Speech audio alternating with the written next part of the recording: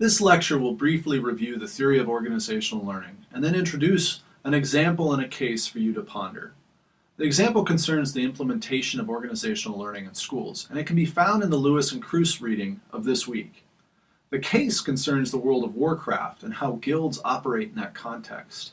Here you can read the list of materials on the world of Warcraft in the syllabus and view the video of John Seeley Brown describing this world and how it develops knowledge. Let's first review the basic features of an organizational learning perspective. When does it apply? When does organizational learning apply? Organizational learning is occurring in an organization when the participants are continually concerned with improving their practice. They're focused on their core technology, how the organization turns an input into an output.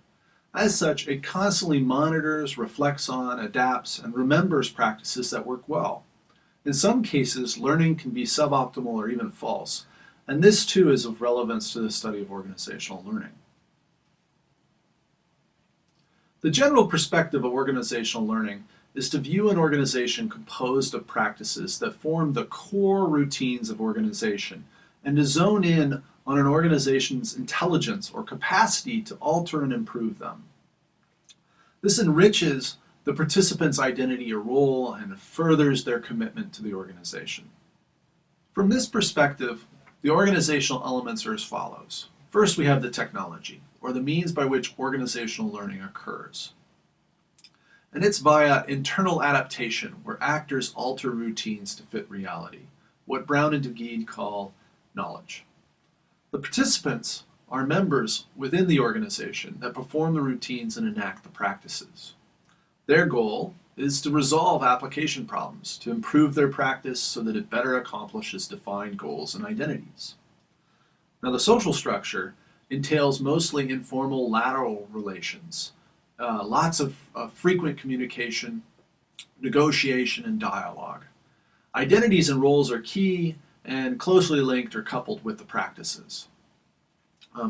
Participants are involved in both a community of practice entailing local bonding ties and peer pressures, as well as networks of practice that span out to other communities and facilitate knowledge transfer.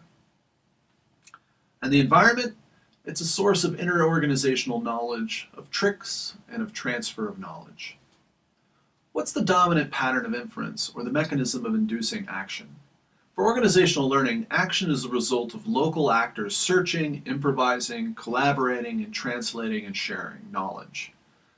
Through an organizational learning approach, change and improvement occurs because the individuals and the groups inside the organization are able to acquire, analyze, understand, and plan around information or knowledge that arises in their practice and the wider environment. They continually adapt and learn. And finally, the theory affords some managerial implications. To garner a learning organization, the manager should consider ways of encouraging dialogue, continually improving on the core practices, and enabling improvisation. They should find ways to create greater communication within the firm so ideas are passed and shared, and bridges to outside groups whose knowledge may be distinctive. They should also find means of creating organizational memory of what works so that it's retained. Now that we've reviewed the basic features of an organizational learning perspective, we can begin to discuss some applications of the theory to real-world cases. The first application is mostly done for us, while the second one I'll leave for you to consider on your own and to discuss in the forum. The first application I want to discuss is Lewis and Kruse's description of schools that implement organizational learning. In this reading, they describe two exemplary schools doing better than expected. They say both schools are learning schools, where the faculty reflect and study their practice in an effort to continually learn and improve. And according to these authors, learning schools share an inventory of prior knowledge about the school, its curriculum, instructional methodology, and students. The learning schools know themselves, and they take the time to develop a shared vision and vocabulary with which to discuss issues of teaching and learning. The first school Lewis and Kruse discuss is Agassiz Elementary. In Agassiz Elementary, the faculty learn from each other and engage in a dialogue about their instructional practice and how they can improve it. The principal, as a manager, tries to stimulate and encourage such dialogue. She acts like a facilitator of knowledge more than a director. And the teachers also seek to learn from each other. They engage in a dense web of frequent conversations over practice. In a way, it is a community of practice of sorts. And we see evidence of this when the teachers frequently interact in weekly grade level meetings. They have monthly meetings for K through 3rd grade and 4th through 6th grade where the teachers think more broadly. And then they have 30 minutes a month of teacher observation. So the teachers have frequent, close relations over practice. And this results in a good deal of peer pressure to improve instructional practice and a culture that values constant improvement. So much so that teachers even pay to attend conferences and join groups that meet on weekends and evenings. So they pay out of their own pocket. So the school even has kind of a professional development conference that the teachers put on for others.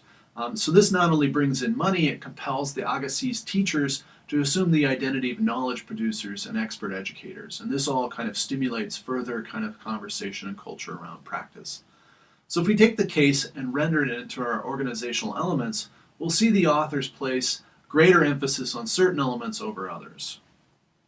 So, the technology in this instance are the tools used to bring about organizational learning. In many ways, these are social structural treatments.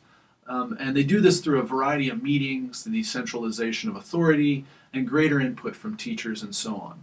All of the means of engaging and learning are relational and cultural here. The participants in this case are members of the school staff and some of the parents.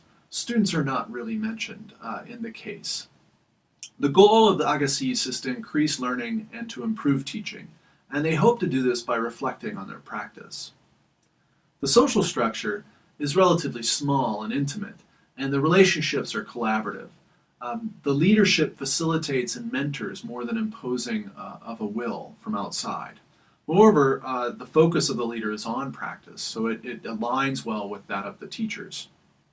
Last, what we know about the environment is related in the setup of the school and its history, but the case makes little use of it.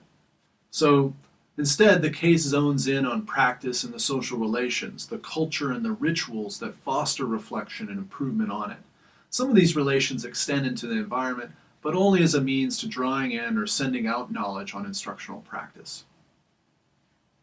Now, if we focus on management, we see that the school instated several routines and institutional arrangements to foster such a learning community.